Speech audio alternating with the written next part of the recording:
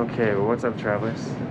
We're here in Detroit today on a really exciting flight, something Delta doesn't do very often. Today, I'm on Delta's A350-900 in business class going from Detroit to Los Angeles. They're repositioning it to do more of the Asian flights out of LA, and it's very rare for Delta to fly these big wide bodies domestically, and I'm super excited. I get to try their brand new flagship business class on their brand new flagship plane, so super excited. I think it's going to be great.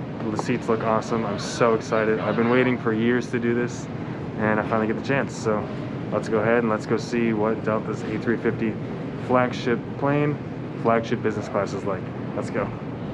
After a quick stop in the Sky Club, I decided to go take some pictures of the plane, but then I forgot this is Detroit. We've got those nasty little black dots all across the window, so no good pictures, but at least I got to see it. This might have been one of the earliest I've ever been for a flight. Normally I'm running up to the gate right at the last minute, but I came in on the red eye with my friend Ryan a few hours before, so we had some time, got to hang out at the gate, and soon it was time to board.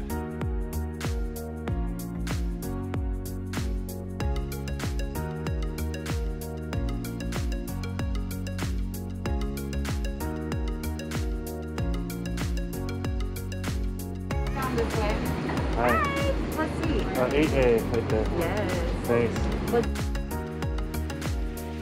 Delta's A350 only comes with 32 seats up in business class in a 1-to-1 configuration, so everyone has direct aisle access.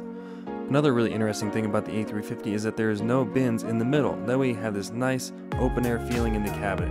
It's interesting how Delta has stuck to only 32 seats up in business class, compared to someone like United where they have sometimes more than half the plane with business class. It's really interesting how Delta's gone for the smaller cabin. Do you think that's a good idea for them? Do you think it's better to stick to the smaller cabin? Or do you think that United's going to be able to fill their business class cabin on all of their routes? Let me know in the comments down below. This is exactly what you would call very typical weather in Detroit.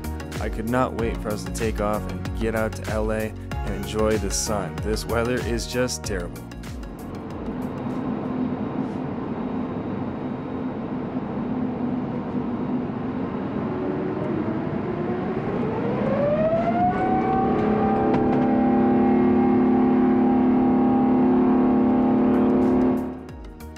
Just like that, we were on our way to Los Angeles.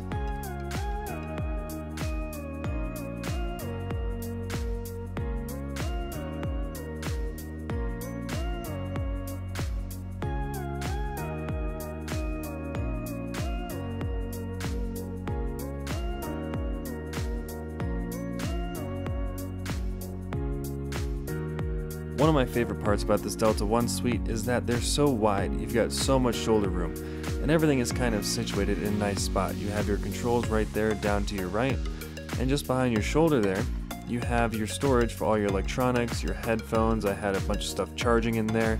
You can fit a water bottle in there, lots of room right there next to your head.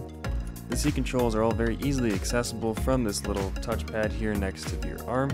You have everything from the sweet lighting, which I tend to find is really entertaining, being able to turn the lights up and down. You have full seat controls though, you have all the preset options. You also have this button here, which is how you access your tray table. It actually took me a minute to figure that out, but it pops out of the armrest there. It's very nice and very stable.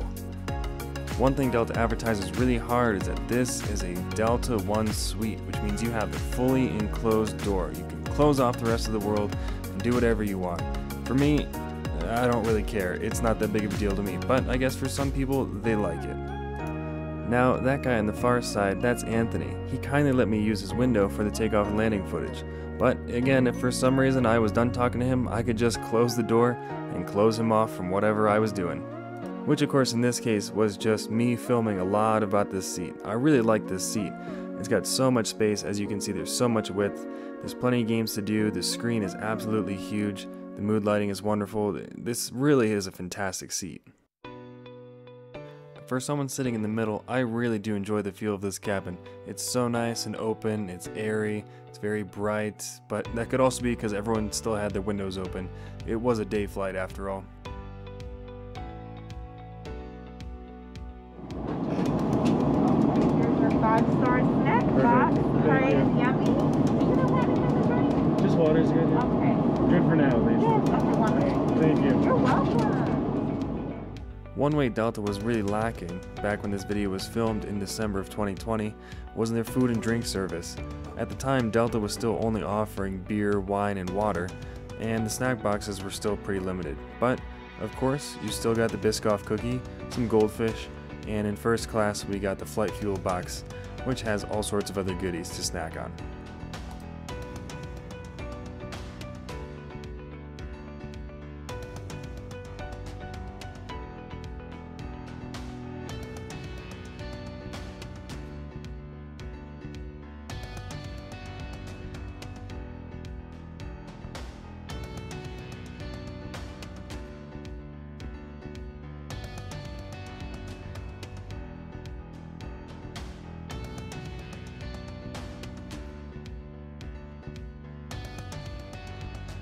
After I had a few bites to eat, I figured it was time to stretch my legs and go ahead and show you the rest of this beautiful A350 cabin.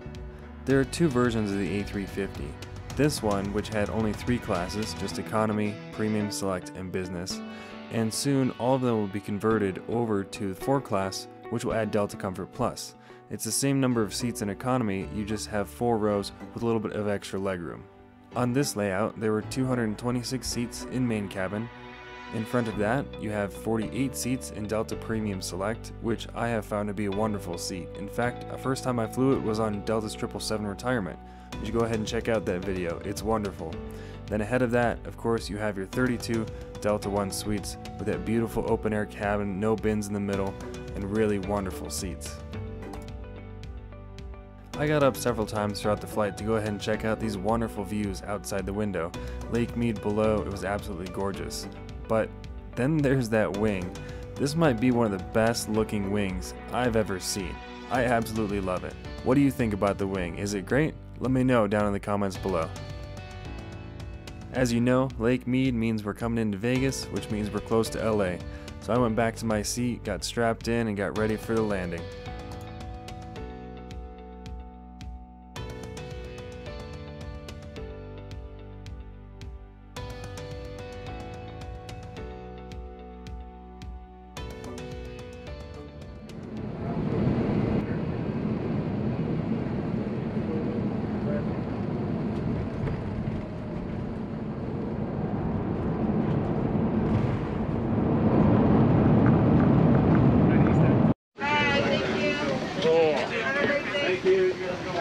Thank you so much, you guys are awesome. Again, I just had to get as many views of this plane and that wing as I could. It was so pretty.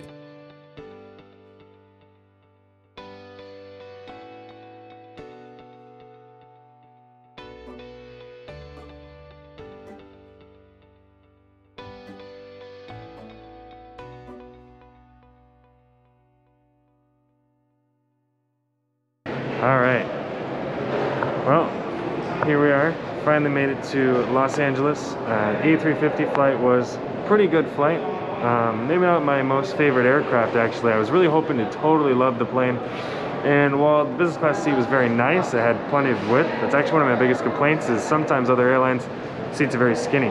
This plane is nice and wide in business class, very, very comfortable seat. But the plane itself, actually maybe not quite as comfy as a Dreamliner. You know, the Dreamliner is a great plane. The windows are huge. The windows are very thin in a sense. And these planes, you'll see the windows are very thick, so it's kind of hard to get good pictures and stuff out of it. So it's a very comfy plane. It's a good plane. I wouldn't complain about being on it. I do actually prefer the 777 though. However, unfortunately, Delta did retire the 777. So A350 is a good plane. I would ride it again. But yeah, it's been quite the long day here.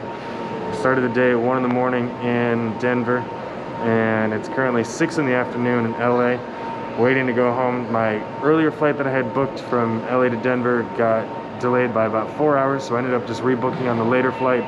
There's some ATC issues going on in Denver for a few hours. It's been quite an interesting day. So went to In-N-Out, got a burger, got to watch some cool planes land. Even the Star Wars ANA 777 came in, and that was a really cool plane to watch.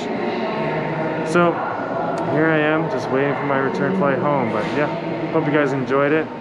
Try to show you as much of the A350 as I could, but let me know what you guys think. A350, 777, what's more comfy? Let me know down below. And I will see you guys on the next flight. Thanks for watching.